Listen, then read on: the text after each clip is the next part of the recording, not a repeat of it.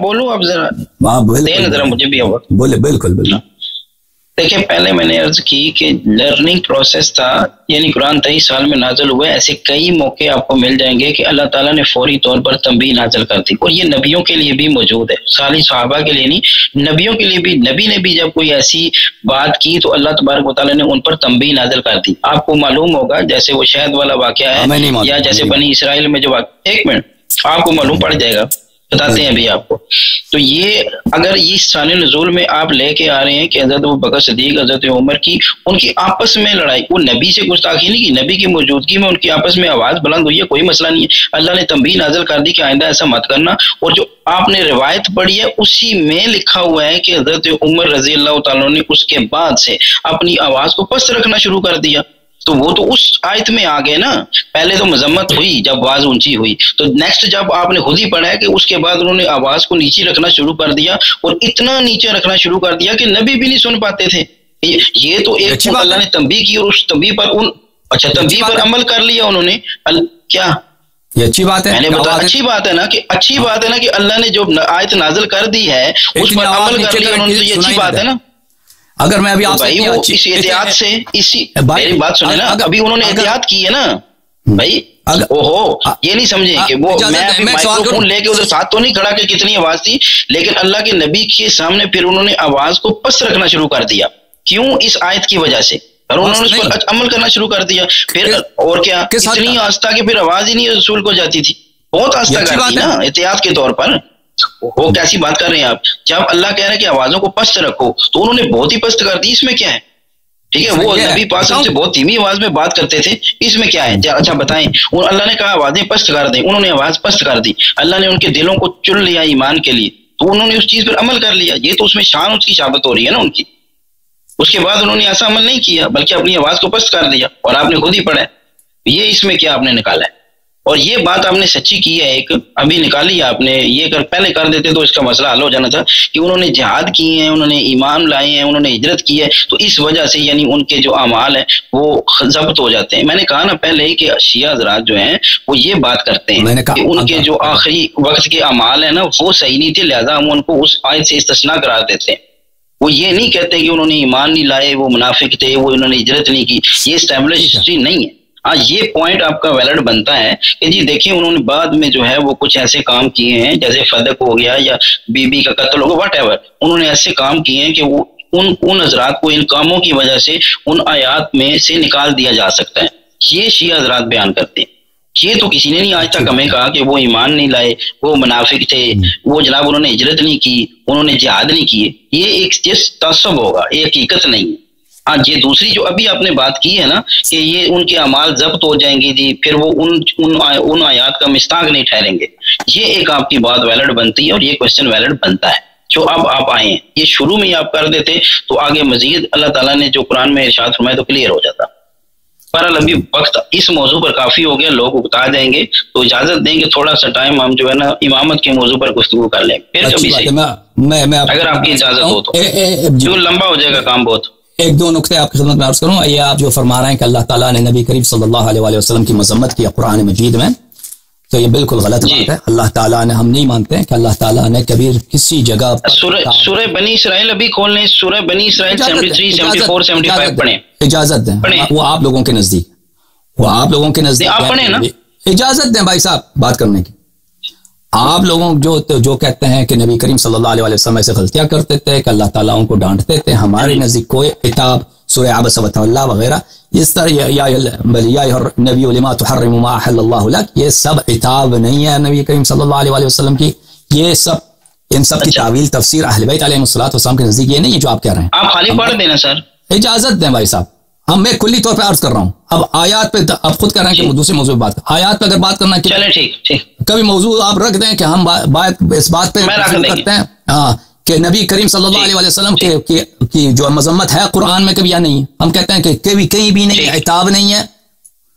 अच्छा ठीक है, अच्छी बात है, इस पर बात होगी इंशाल्लाह। ठीक है, अगर चाहें ये भी मौजू रख लें।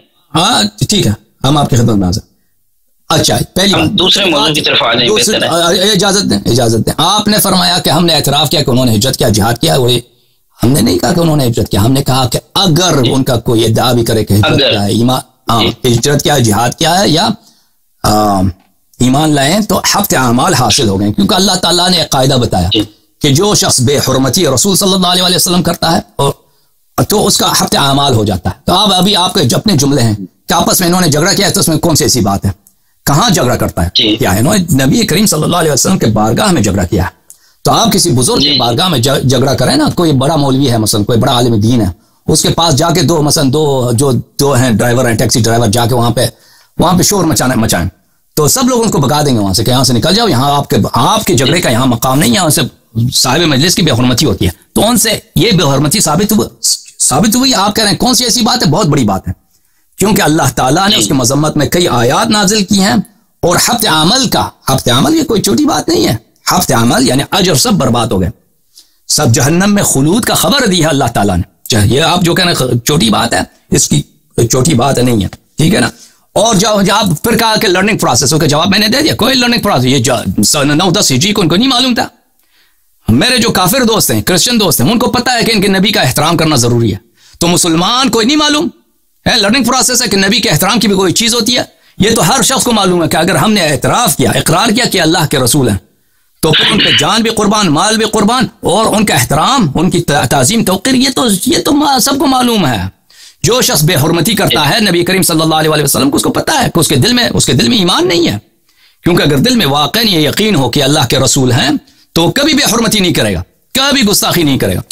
तो अल्हम्दुलिल्लाह रब्बिल आलमीन जी, ये हमारे जवाब। अब इमामत के मुताल्लिक बात करना चाहते हैं, हम आपकी खिदमत में हाजिर हैं भाई, जो मर्जी आप पूछें। चलें, ये यानी बहुत सारी अभी चीजें जो है ना पेंडिंग हैं, तो इंशाल्लाह उन पर आपसे मजीद गुफ्तगू होगी अगर आपने वक्त दिया तो।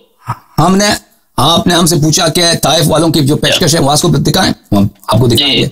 आपने कहा कि अइम्मा ताहरीन अलैहिमुस्सलातु वस्सलाम की किन को मुनाफिक कहा, मैंने कुरान से आपको दिखाया, बुखारी से दिखाया। इसके मजीद इसी पे बात करना, कोई मुनाफिक की देखें, इसमें कोई मुनाफिक की बात नहीं है।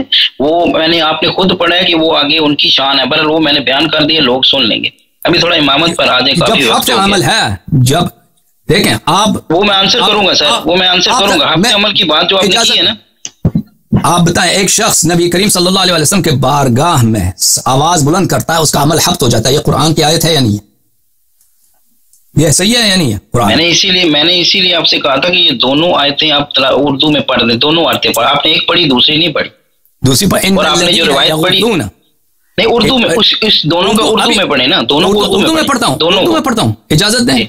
इन्नल्लज़ीना, मैं पहली आयत तो पहली तो पढ़ चुका हूँ, उसको तिकरार नहीं करता। इन्नल्लज़ीना यग़ुज़्ज़ूना अस्वातहुम इंदा रसूलिल्लाह सल्लल्लाहु अलैहि वसल्लम, जो लोग अपनी आवाज धीमी रखते हैं रसूल पाक सल्लल्लाहु अलैहि वसल्लम। कौन रखते हैं? हज़रत उमर इनमें शामिल हैं। ये आपने रिवायत पढ़ी है। इजाजत दें मैं बयान करूं, तर्जुमा करूं। जो लोग अपनी आवाज धीमी रखते हैं, अल्लाह ने उनके दिलों में तकवा का इम्तिहान लिया है, उनके लिए मगफरत है और अजर अजीम है। अच्छा, अजीम है। इजाजत फरमाएं। जो यहाँ पे नुक्ता यहाँ पर है दो, अगर आप सब्र करें तो हमारा नुक्ता नजर आपके लिए वाज़ेह हो जाएगा। आप कबूल ना करें, नुक्ता नजर वाज़ेह हो जाएगा। ये आयत का शान नुज़ूल अबू उमर नहीं है। उमर की जो शान नुज़ूल है वो मैंने बता दी, वो हफ्ते अमाल वाली आयत है, ठीक है ना। ये आयत जब नुज़ूल हुए, अल्लाह ताला ने दो कैटेगरीज बना दी। एक वो लोग जो आवाज धीमी रखते हैं, एक लोग जो बदतमीजी करते हैं ना।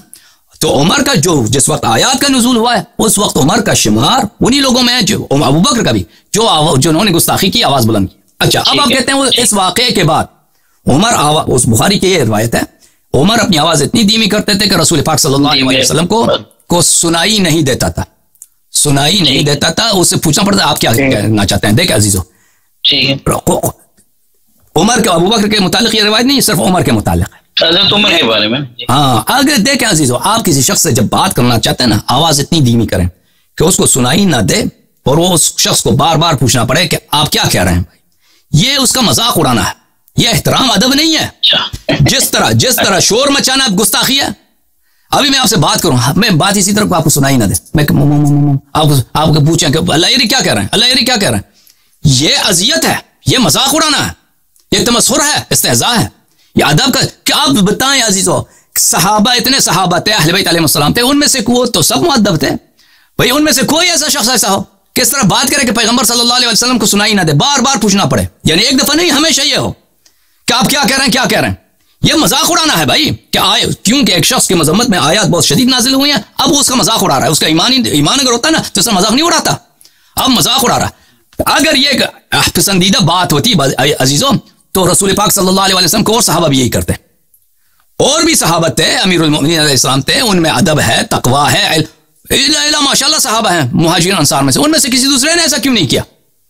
ये किसी भी कल्चर में, किसी भी माशरे में ये अदब का तकाजा ये नहीं है अजीजों कि आप किसी बड़े शख्स से बात कर रहे हैं, इस तरह बात करें कि उसको सुनाई ना दे और वो उसको पूछना पड़े कि आप क्या फरमा रहे हैं।